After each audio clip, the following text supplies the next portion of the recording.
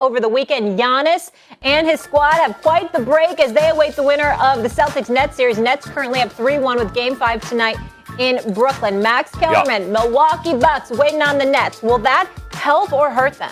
It's going to hurt the Bucks, and let me explain why. It's not that the Bucks will be any worse for it. They may even be better for it. But the Nets, by having that series extended, even if they lose another game to Boston, that might be good for them. Remember, when these big three got together in Brooklyn, the offense was immediately amazing. The defense took 2-3 weeks, and it happened much faster than I thought it would, to go from worst ever to actually they can hold it down. The Nets need a little time to start getting connected on defense. And a loss here or there in the playoffs that gives them a little more time actually is good for them. And in a zero-sum game, when two teams are playing each other, what's good for one team is bad for the other. So it's good for the Nets, it's bad for Milwaukee. I think Max's position is utterly ridiculous. Every time you look at Harden, KD, Kyrie, you're praying nobody gets injured. Mm-hmm. Why would additional games be helpful to them?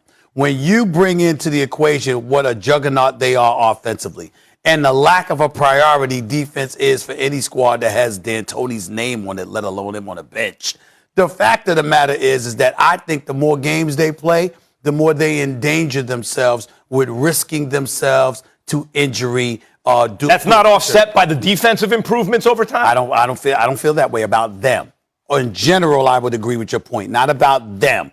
They don't need to play games they don't have to play. There's a risk, but injury risk, but defense, man. Well, I think personally it helps the Bucks for the simple fact that we all know that Giannis was dealing with an injury towards the end of the season, so it gives him time to rest up because we all know in order for the Bucks to beat the Nets, that Giannis is going to have to be close to 100%, if not 100%. Also, it helps them with preparation. When you look at it, they get a chance to scout and watch film, watch a lot of film on how to guard these guys, how to dissect how they playing defense and how to dissect this Brooklyn Nets defense, which is not hard. So it helps the Milwaukee Watching Bucks film just going to get them depressed, Perk. What are you going to watch? You're going to watch film of the Nets offense? You're just going to get depressed.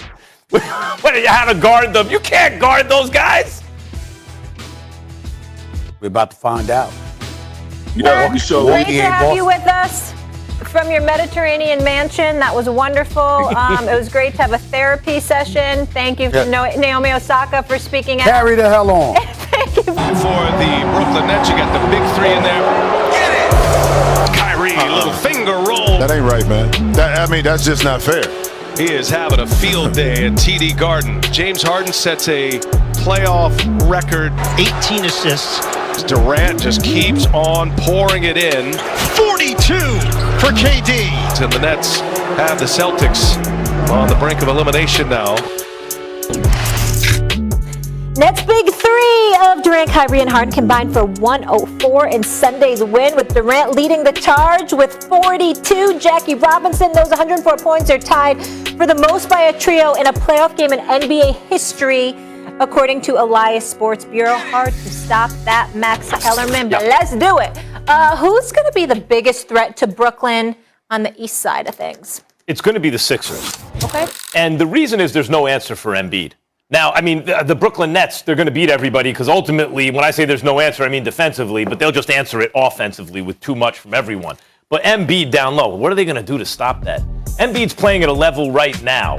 You know, the double comes early, he finds the open man. The double comes late, he's going to score. He's playing on an absurdly high level. He is a low down low.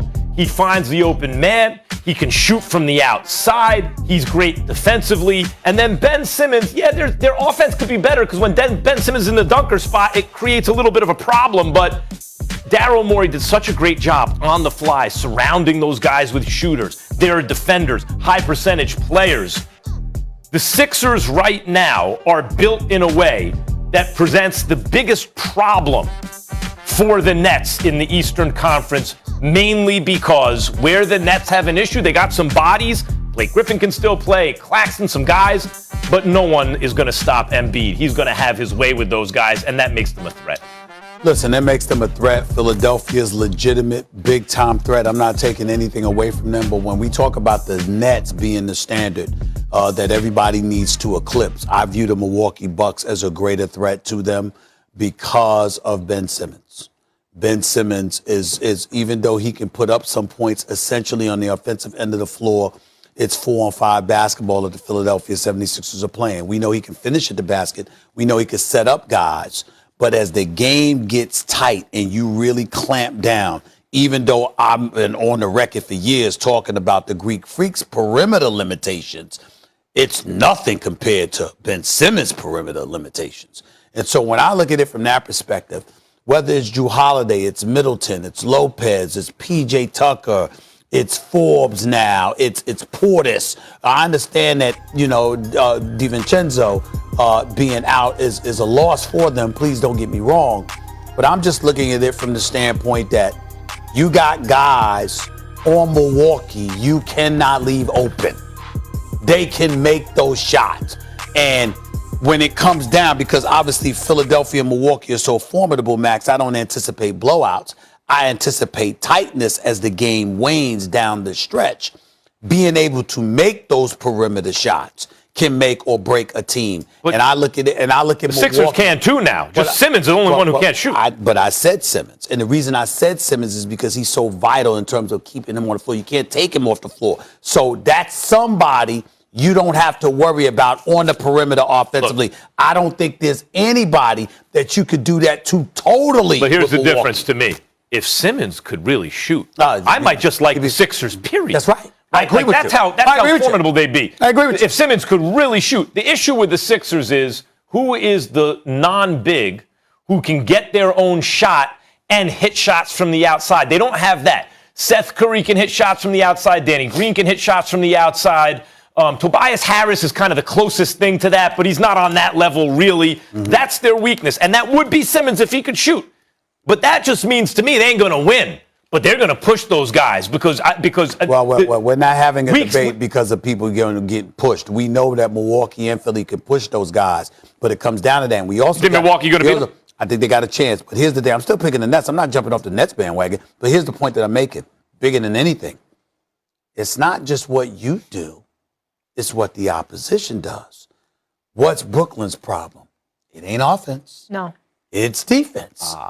So because it's defense, and you take that into consideration, that's what it reasons. That's as good a reason to pick Philly. So again, I don't dismiss the point, but it's for Milwaukee and Philly. Real quick on that, the best thing that could have happened to Brooklyn is losing that game to the Celtics, and for the simple reason that it just gives them more time.